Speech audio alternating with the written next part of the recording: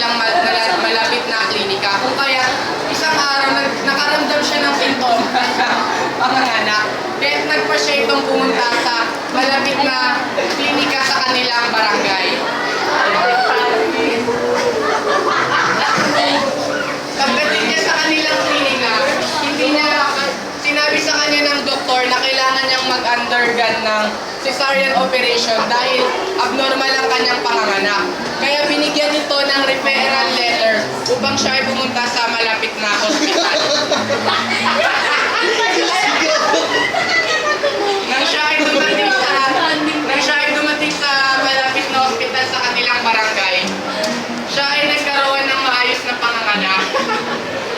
Ngunit sinabi ng doktor sa kanya na ang kanyang baby ay kailangang i-intubate, ngunit ang kanilang hospital ay walang sapat na pasilidad para isagawa ang ganitong operasyon.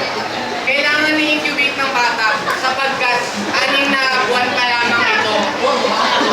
Kaya